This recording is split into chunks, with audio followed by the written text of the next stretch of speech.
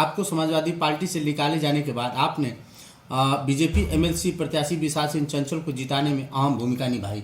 आप देखा जाए तो कृष्ण की भूमिका में नजर आए उनको जिताने के लिए। उनसे क्या अपेक्षाएं चाहते हैं सरकार से, विकास को लेकर क्या अपेक्षाएं रखते हैं आप? देखिए, हम समाजवादी पार्टी में थे और हमने जैसे ही समाजवादी पार्टी ने अपना कैंडिडेट दिया तो मैं उस कैंडिडेट के बारे में अध्ययन करके आपके ही चैनल पे हमने बयान दिया था कि ये गोमती नदी के इस पार नहीं आएंगे और हम लोगों को वह कैंडिडेट चाहिए जो मेरे सुख दुख या मौके पे आकर खड़ा रहे। चुनाव में हार जीत तो लगा रहता है और सत्य यही हुआ कि आदरणीय भोलानाथ शुक्ला जी चुनाव छोड़कर भाग गए। चुनाव छोड़ करके जब वो चले गए तो तब से न गाजीपुर में किसी का समाचार लेने आए, न शक्ल दिखाए। मेरी बातें सत्य हुई। हमने बहुत जांचने परखने के बाद गाजीपुर की समय की मांग थी, आवश्यकता थी कि माननीय श्री विशाल सिंह चंचल जी को विधान परिषद के चुनाव में उनका सहयोग किया जाए और मुझसे जो भी हो सकता था एक सच्चे सिपाही के तौर पे हमने उनकी मदद किया और अपना चुनाव समझ करके मैंने उनका चुनाव लड़ा।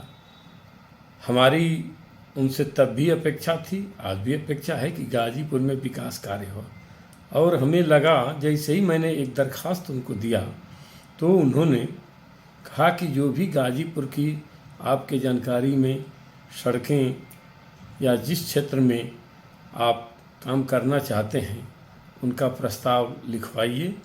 हमने जो जो सड़कें बताई, जैसे मैंने प्रथम प्राथमिकता पे सड़क बता दिया था कि गाजीपुर आजमगढ़ मार्ग, हम मुख्य मार्गों की बात कर रहे हैं, बड़ी परियोजनाओं की बात कर रहे हैं। छोटी परियोजनाएं तो विधायक जी लोग हैं, साथ साथ समाजवादी पार्टी के विधायक हैं, ये अपने विधायक निधि से भी छोटे मोटे गांव के संपर्क मार्ग के काम कर सकते हैं। तो हम बड़ी परियोजनाओं पे उनसे अपेक्षा रखते थे। उन्होंने बड़ी परियोजनाओं में आजमगढ़ आज गाजीपुर मार्ग कहिए या गाजीपुर आजमगढ़ मार्ग शुद्ध नाम है, जो राज्य मार्ग है, स्टेट हाईवे है और यह बहुत पहले से 5.5 मीटर चौड़ी है, जो बिरनो थाने से निकल करके जलालाबाद तक जाती है। यह सपा सरकार में ही चौड़ी हो जानी चाहिए थी। सपा सरकार में मऊ जिले में और आजमगढ़ जिले का भाग चौड़ा हो गया, लेकिन गाजीपुर जिले का भाग वंचित रहा। उन्होंने तुरंत यस कर दिया और इसका प्रस्ताव लिख दिया। आपको मैं बता दूं कि इसका एस्टिमेट 70 करोड़ रुपए का बन करके मुख्य अभियंता से प्रमुख अभियंता कार्यालय में चला गया है। शीघ्र ही वह शासन में पहुंचने वाला है और हमें लगता है कि 15 दिन के अंदर 70 करोड़ रुपये की पहली परियोजना आजमगढ़ गाजीपुर मार्ग, जो बिरनो थाना से लेकर के और मऊ सीमा तक है, वहाँ तक की स्वीकृत हो रही है। वर्तमान में यह सड़क 5 मीटर है। आज की तिथि में वह 10 मीटर चौड़ी सड़क बनने की स्थिति में हो गई। हम आपसे जानना चाहेंगे कि कहीं न कहीं आप बीजेपी के कार्यशैली से संतुष्ट नजर आ रहे हैं, तो क्या आप राजनीतिक पार्टी में सदस्यता ग्रहण करने की क्या मानसिकता है? देखिए, अभी इस पर तो कोई विचार नहीं किया गया है। अभी तो हम समाजवादी पार्टी से निकाले हुए व्यक्ति हैं। हम भारतीय जनता पार्टी के लिए अवश्य आदरणीय श्री चंचल सिंह जी के लिए मैंने काम किया है। आगे इस पर विचार किया जाएगा और मुझे पूर्ण विश्वास है कि 7 विधायक जितना काम करेंगे उससे बहुत अधिक अकेले माननीय श्री विशाल सिंह चंचल जी जो एमएलसी साहब हैं वह काम करेंगे। आपको मैं बता दूं, अभी आजमगढ़ गाजीपुर मार्ग बताया, भणसर अभिसहन मार्ग उनका प्रस्ताव है। जो देखिए, अब एक सड़क बहुत इम्पॉर्टेंट है जंगीपुर विधानसभा की, जो वहाँ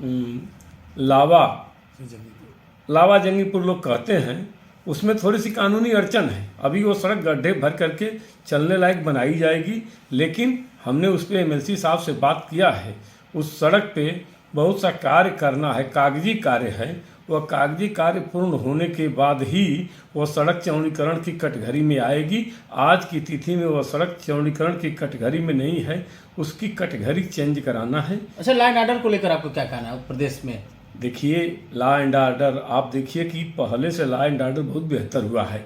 नहीं तो अभी ये सब्जी विक्रेता के साथ छिनैती हुई है, आपके चैनलों पे चल रहा है कि उसको वह अपराधी पकड़े गए। अपराध होने के बाद अपराधी का पकड़ा जाना बहुत बड़ी बात होती है, और सरकार को मैं देख रहा हूँ कि तुरंत ही इस पे एक्शन हो रहे हैं, अपराधी पकड़े जा रहे हैं। आज मैं पुलिस अधीक्षक महोदय से एक कार्य से गाजीपुर जनपद में मिला था और तुरंत कार्रवाई हुई। उसी बीच में किसी का फ़ोन आ गया एसपी साहब के यहाँ कि आपके यहाँ बाहर में भीड़ लगी हुई है। उन्होंने कहा कहाँ भीड़ है? तुरंत उन्होंने अपने मातहत को आदेश किया कि जितने लोग हैं सबको एक साथ बुला दो, बाहर में कोई भीड़ नहीं। और सबकी बात कप्तान साहब बहुत अच्छे से सुन रहे थे, सबके समस्याओं का निराकरण कर रहे थे। हम भी जिसके पैरवी में गए थे उसका भी तुरंत निराकरण उन्होंने करने की कोशिश किया।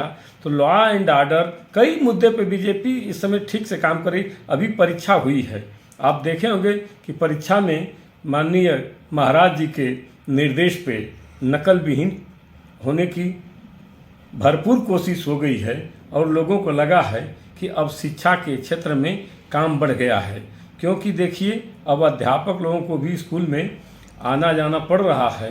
तो आपको लगता होगा कि शिक्षा के क्षेत्र में जब काम हो जाएगा तो हर क्षेत्र में काम हो जाएगा। जितने लोग फर्जी राशन लिए हुए थे सब लोग अपने से अब कार्ड जो है सिलेंडर करने के लिए तैयार हैं। कुछ लोग सिलेंडर कर रहे हैं। सरकार का कार्यकाल अच्छा है, वर्तमान में सरकार का कार्यकाल अच्छा चल रहा है, और हमें पूर्ण विश्वास है कि माननीय विशाल सिंह चंचल जी के द्वारा उनके निर्देशन में गाजीपुर में विकास कार्य तो बहुत तेज़ी से चलेगा। हमने बहुत सी सड़कें उनसे प्रस्तावित कराया है, कुछ तालाब भी कराया है। अभी मर्द में जो ब्रह्म बाबा का पोखरा है, यहाँ का तालाब पर्यटन केंद्र के रूप में विकसित होगा। इसके लिए भी मैंने उनसे निवेदन किया है। हमारे गांव सभा डोंसर में भी एक हनुमान जी के मंदिर का बहुत बड़ा पोखरा है, उसको भी मैंने उनसे आग्रह किया है, प्रस्ताव दिया है।